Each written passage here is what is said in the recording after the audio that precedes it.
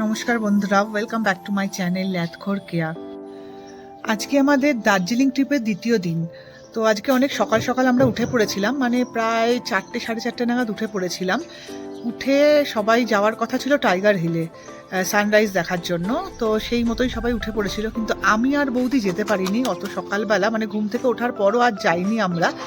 বাকি যারা 4জন ছিল, মানে মা, মাসি, দাদা, শিব গেছিল সানরাইজ দেখতে। কিন্তু দেখতে গিয়ে ওরা আশাহত হয়েছে, কারণ ওখানে মেঘ করেছিল, সেই জন্য ওরা সানরাইজ দেখতে পারেনি। কিন্তু প্রচুর নাকি লোক গেছিল, আর বলছে প্রচণ্ড ঠান্ডা ছিল। যখন ওরা সকালবেলা গেছিল তখন মোটামুটি বলছে ওই 3-4 হবে এরকম। তো সেই মতোই ওরা ওই 4-4:30 নাগাদ বেরিয়েছিল, আবার 6টার মধ্যে ব্যাক করে গেছিল, কিন্তু গিয়ে একদমই আশাহত হয়ে চলে এসছে। এখন বাজে হচ্ছে মোটা 8:30 বাজে। তো আমরা ব্রেকফাস্ট করে নিয়েছি সকালবেলা। আমাদের ব্রেকফাস্ট কমপ্লিমেন্টারি ছিল বুফেতে। খুব ভালো ব্রেকফাস্ট এখানে দিয়েছিল, হোটেলটাও খুব ভালো। আমি হোটেলের যদিও আলাদা করে একটা রিভিউ দেব। তো খুব ভালো ব্রেকফাস্ট হয়ে গেছে। এখন আমরা বেরোবোই আশেপাশেই কিছু সাইট সিন করতে, টুকটাক এদিক ওদিক মেলেও যাব, একটু কিছু যদি কেনাকাটা করি, এদিক ওদিক ঘুরবো। তো চলো তোমাদেরও সাথে করে নিয়ে যাই। আর যাওয়ার আগে তোমাদের একটা জিনিস দেখাই, দেখো আমি যে রুমটাতে রয়েছি তা প্রতিটা রুম থেকে এরকম ভিউ আছে। তো এখন যেহেতু বাইরেটায় প্রচন্ড কুয়াশা, ভালো করে দেখা যাচ্ছে না, কারণ এখান থেকে পুরোটাই কাঞ্চনজঙ্ঘা ভিউ রুম আমাদের প্রত্যেকটাই। তো একটু তাও দেখাই তোমাদের, দেখো রুমের বাইরে থেকে ভিউটা দেখতে পাচ্ছ কি সুন্দর চারিদিকটা। এখানে মেঘ না থাকলে পুরো কাঞ্চনজঙ্ঘা ভিউ দেখা যায়, কিন্তু যেহেতু মেঘ, তাই জন্য কালকে থেকে আসার পর থেকেই আমরা কিছুই দেখতে পাচ্ছি না। তো আমরা বলেই দিয়েছিলাম যে আমাদের প্রত্যেকটা রুম কাঞ্চনজঙ্ঘা ভিউ দরকার, কিন্তু হলে কি হবে, ওই যে বলে না, কপালে না থাকলে কাঞ্চনজঙ্ঘা দেখা দেয় না, সেই রকমই অবস্থা হয়ে গেছে আমাদের। কালকে থেকে এসে বসে আছি যে কখন কাঞ্চনজঙ্ঘার সাথে দেখা হবে, কিন্তু দেখা আর হচ্ছে না। আজকে সকালবেলাও ওরা গেছিল টাইগার হিল দেখতে, ওখানেও গিয়ে দেখা হয়নি ওদের। বেরিয়ে পড়েছিলাম সবাই মিলে। আজকে বৌদির শরীর খুব খারাপ কালকে থেকে আসার পর থেকেই, তো ওই জন্য বৌদি যাবে না, আমরা 5জন যাবো। আমরা আজকে লোকাল সাইট সিন করবো। তো আমি নিজেও জানি না আজকে কোথায় কোথায় যাব। তো চলো যাই। জাস্ট গাড়ি স্টার্ট করছে, একটু বেলা হয়ে গেছে আমাদের আজকে বেরোতে, প্রায় 10টা বাজে। রেডি হয়ে গেছিলাম, কিন্তু বৌদির শরীর খারাপের জন্য আমাদের আজকে একটু বেরোতে দেরি হয়ে গেল। এবার বেরিয়ে তো পড়েছি। তো এবার বলি আমরা এখন ফার্স্টে কি দেখতে যাচ্ছি। তো তোমরা তো জানো যে আমরা খুব ঘুরতে ভালোবাসি, আমি আর শিব যখন যেখানে ইচ্ছে ঘুরতে বেরিয়ে পড়ি। এবার আমাদের সব থেকে প্রিয় জায়গা হচ্ছে জঙ্গল। তো এই কিছুদিন আগেই সুন্দরবন গেছিলাম, জঙ্গলে যেতে আমরা খুব ভালোবাসি। তো এখানে এসেও তাই জন্য আমরা প্রথমেই গেছি চিড়িয়াখানা দেখতে। তো শুনেছি দার্জিলিংয়ের চিড়িয়াখানা নাকি খুব সুন্দর, পুরো পাহাড়ের উপরে চিড়িয়াখানাটা। আর কিছুদিন আগেই না আমার এক অফিস কলিগ এসেছিল, তো ও আমাকে বারবার বলেছে যে দিদি, তুমি যেহেতু জঙ্গল দেখতে ভালোবাসো, তো অবশ্যই গিয়ে দার্জিলিংয়ের চিড়িয়াখানাটা কিন্তু দেখবে, কারণ ওখানে অনেক সুন্দর সুন্দর জিনিস আছে। তো অবশ্যই দেখবো, আমাকে বারবার বলে দিয়েছিল। তো সেই মতোই আমরা এখন চললাম চিড়িয়াখানার দিকে। বেশ পাহাড়ের উপর উঠতে উঠতে আমরা চিড়িয়াখানার অনেকটাই কাছে চলে এসেছিলাম, একদম সামনে চলে এসেছি চিড়িয়াখানায়। তো চিড়িয়াখানার এসেই আমার দাদা শিব চলে গেছিল টিকিট কাটতে, আর আমরা তখন কি করছিলাম, সামনে দাঁড়িয়ে একটু সেলফি তুলছিলাম। আমি যতক্ষণ ওরা টিকিট কাটছিল ভাবলাম একটু সেলফি তুলে নিই নিজের। আর আমার ফটো তোলা দেখে ওইদিকে কি হয়েছে, মা আর মাসি বলছে যে আমাদেরও একটু ফটো তুলে দে। তো সেই মতো ওদেরও একটুখানি ফটো তুলে দিচ্ছিলাম। তো যাই হোক, চলো ফটো টটো তোলা হয়ে গেছিলো। তো এবার আমরা চিড়িয়াখানায় ঢুকলাম।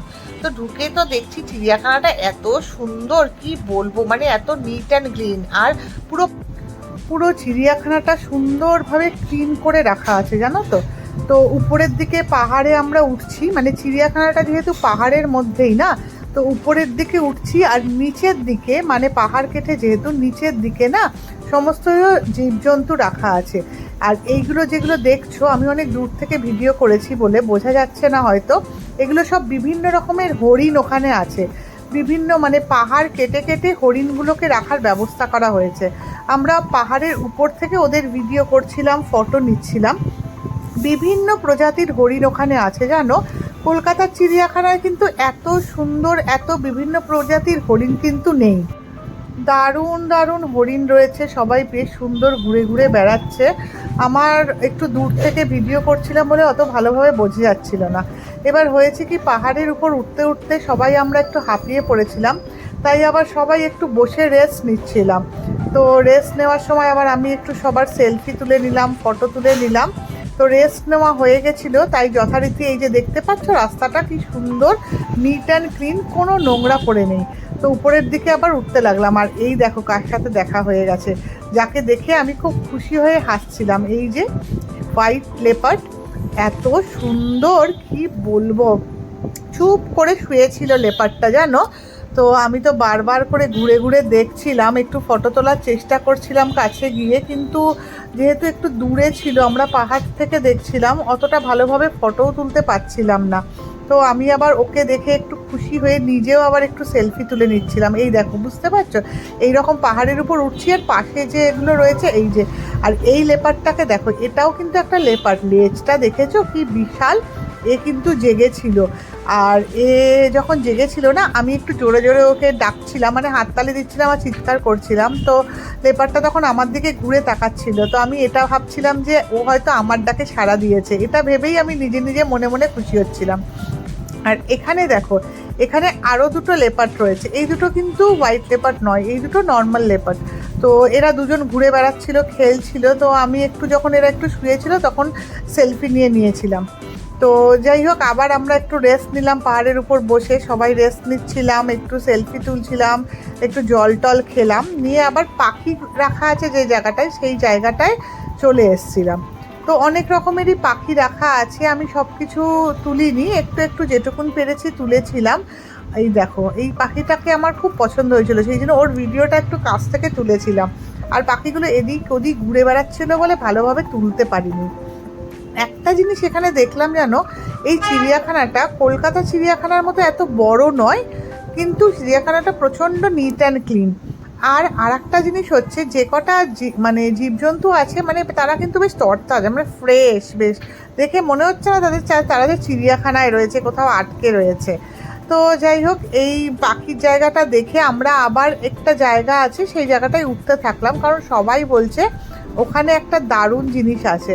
তো যেতে যেতে এই ক্যাকটাস গার্ডেনটা চোখে পড়লো, তাই জন্য আবার ক্যাকটাসের ভিডিও করতে থাকলাম সুন্দরভাবে। তো আমার ক্যামেরাটার জন্য একটু হাতটা কাঁপছিল, তাই জন্য তোমরা কিছু মনে করো না।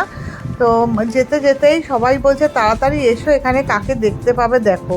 ও বাবা, দেখতে পাচ্ছ কাকে আমরা দেখতে পেয়েছি, এই যে সাদা বাঘটা। এই সাদা বাঘটাকে দেখার জন্যই কিন্তু মেনলি চিড়িয়াখানায় আসা।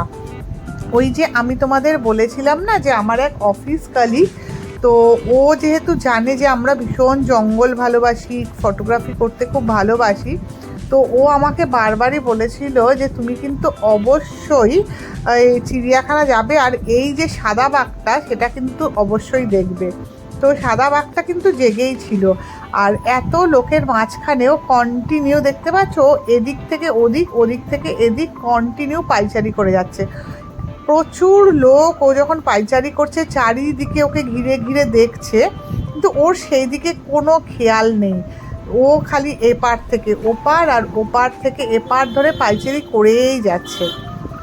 আর ওর পাইচারি করা দেখে আমি তো অনেকক্ষণ প্রায় দাঁড়িয়ে থেকে ভিডিওটা করেছি, বুঝতেই পারছো অনেকক্ষণ ধরে ভিডিওটা করেছিলাম। তো মারা ততক্ষণে নিচে নেমে গেছিলো, কারণ কি জায়গাটাতে এতটা ভিড় ছিল না, প্রথম দিকে আমি একদম ভিডিও করতে পারিনি ভালো করে। তারপরে যখন একটু ফাঁকা হলো, পাইচারি করার সময় যখন একটু ফাঁকা হলো, তখন আমি গিয়ে আবার ভিডিওটা করলাম।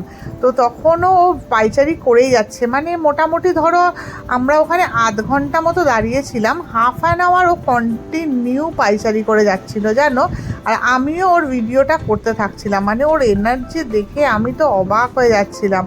আমি মানে জাস্ট চিড়িয়াখানাতে এই হোয়াইট যে টাইগারটা আছে এটার নাম শুনেছিলাম, কিন্তু কখনো দেখিনি। তো ওকে দেখার জন্যই যেন আমার চিড়িয়াখানা আসা।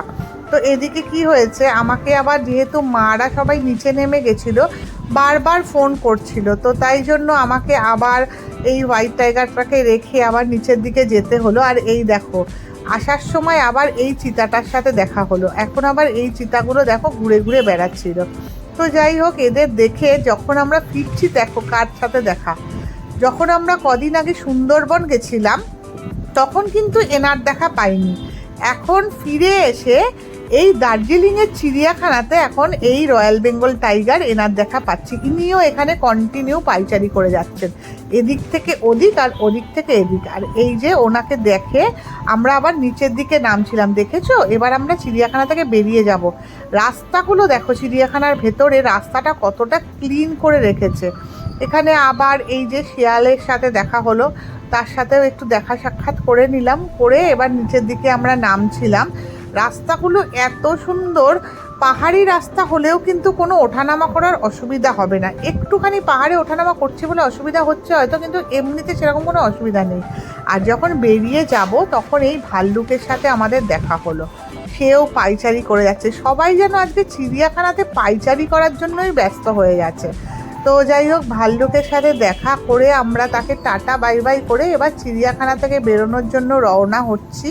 ঠিক সেই মুহূর্তে আবার আর একজন আমাদের সামনে চলে আসলো। তো আমি আর একে ছাড়ি কেন, এরও একটু ফটোগ্রাফি করে নিলাম, করে এবার বাইরে রওনা দিলাম অন্য জায়গায় যাওয়ার জন্য।